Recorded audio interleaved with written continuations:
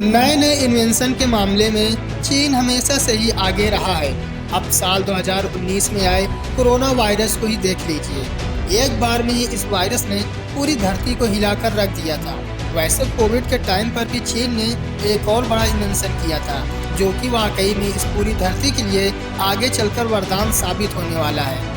हम बात कर रहे हैं चीन के institute of plasma physics of the Chinese academy of science द्वारा 4 दिसंबर 2020 को टेस्ट किए गए आर्टिफिशियल सूरज के बारे में, जिसने सूरज से 8 गुना ज़्यादा रोशनी प्रोड्यूस करके एक रिकॉर्ड कायम कर दिया था। AST यानी कि एक्सपेरिमेंटल एडवांस्ड सुपर कंडक्टिंग टोकामोक की मदद से बनाए गए इस सन ने तकरीबन 101 सेकंड के लिए 120 मिलियन डिग्री सेल्सियस ऊर्जा उत्पन्न की थी।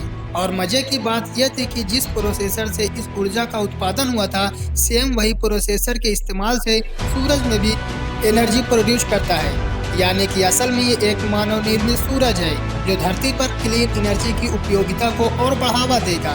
और अब आप सोच रहे होंगे कि आखिर इतनी ज़्यादा एनर्जी लेकर चीन क्या करेगा? कहीं वो रात को भी आसमान में सूरज को नहीं उगाना चाहता?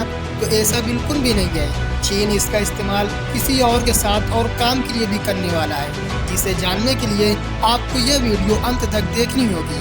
आप सबने बिग बैंग थ्योरी के बारे में तो सुना ही होगा, वही जो आज से तकरीबन 14 बिलियन साल पहले घटित हुई थी और जिससे हमारे इस ब्रह्मांड का निर्माण हुआ था और फिर धीरे धीरे सोलर सिस्टम और हमारा सूर्य अस्तित्व में आया था। पर आज इस सूरज को टक्कर देने के लिए इस धरती पर मौजूद चाइना ने अपना खुद का एक सूरज बना लिया है। इसके निर्माण में उन्होंने EST टोकामोक नाम के एक एडवांस्ड न्यूक्लियर फ्यूजन रिएक्टर को इस्तेमाल किया है।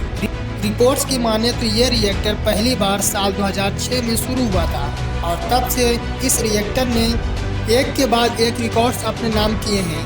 वैसे आपको जान की हैरानी होगी कि ये एकमात्र न्यूक्लियर रिएक्टर नहीं है जिस पे चीन काम कर रहा है। इसके अलावा भी चीन 2 और न्यूक्लियर रिएक्टर्स पर काम कर रहा है, जिन्हें HL2 और HL3 के नाम से जानते हैं।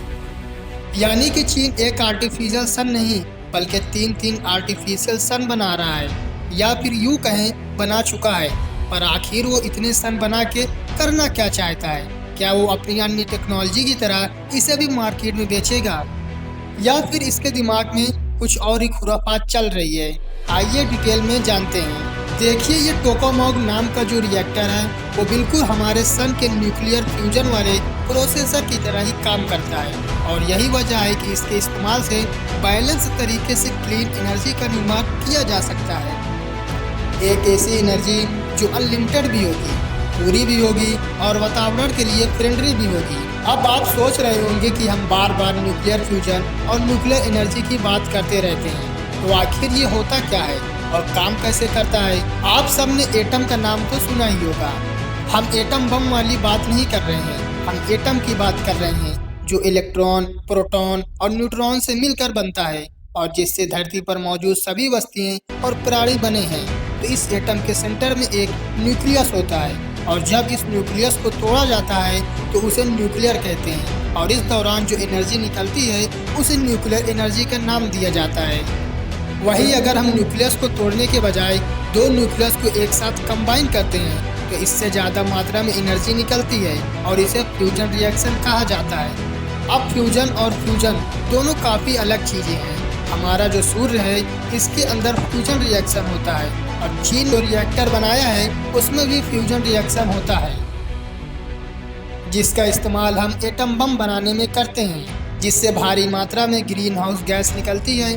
वही फ्यूजन के केस में ग्रीन हाउस गैस का उत्सर्जन नहीं होता है और तो और ये उससे ज़्यादा क्लीन एनर्जी भी प्रोड्यूस करता है, जो कि काफ़ी लो कॉस्ट भी होती है। पर अब आप सोच रहे होंगे कि जब हम इंसानों के पास एनर्जी का इतना अच्छा सोर्स मौजूद है तो फिर हम ये कोयला या फिर पानी या सनलाइट से बिजली का उत्पन्न क्यों कर रहे हैं? तो मेरे दोस्त, न्यूक्लियर फ्यूजन से एनर्जी प्रोड्यूस करना इतना आसान नहीं है। अब आप अगर आसमान में दिख रहे सबसे विशाल तारे सूरज को ही ले लीजिए, उसमें न्यूक्लियर फ्यूजन काफ़ी हाई टेम्परेचर और प्रेशर की वजह से होता है, जो कि हम मनुष्य इस धरती पर नहीं कर सकते।